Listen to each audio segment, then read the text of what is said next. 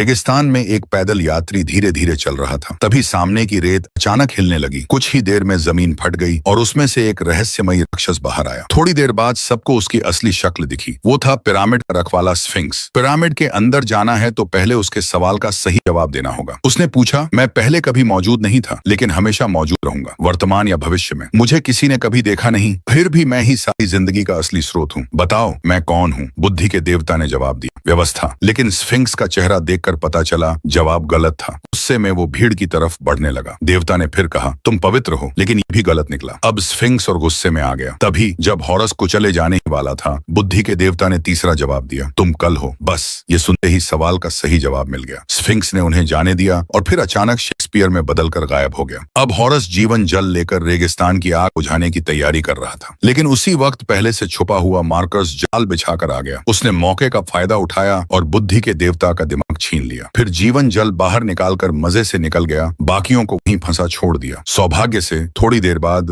Harrows जाल से आजाद हो गया। उसने सबको पत्थर की स्लेट से ढककर पिरामिड से बाहर निकाला। उधर मार्कस ने देवताओं की ताकत अपने शरीर में भर ली। अब एक बड़ा ब्रह्मांडीय संकट पैदा होने वाला था। वो पिघले हुए लावे से भी बिना चोट खाए निकल आया। देवताओं के हथियार और बुद्धि के देवता का दिमाग पाकर उसने अपने शरीर में ओसिरिस का दिल बदल दिया, हॉरस की आंख हासिल की और सबसे ताकतवर भगवान बन गया। अब उसका भरोसा वापस आ गया। वो सूरज देवता की नाव तक पहुंचा और अपने ही पिता को मारकर सूरज की छड़ी को नींद में डाल दिया। उसका मकसद था मौके पर अराजकता के दैत्य को आजाद करना और देवताओं की दुनिया का संतुलन बिगाड़कर अमरता हासिल करना। लेकिन जैसे ही मार्कस कैओस बीस्ट को बुलाने वाला था, हॉरस चुपके से टॉवर पर चढ़कर घात लगाने आया। पर मार्कस पहले से ही चौकस था। उसने मुड़कर सूरज की छड़ी हॉरस पर चला दी। हॉरस किसी तरह बच निकला और दोनों की लड़ाई शुरू हो गई। जैसा पहले हुआ था, इस बार भी हॉरस मार्कस के सामने टिक नहीं पाया।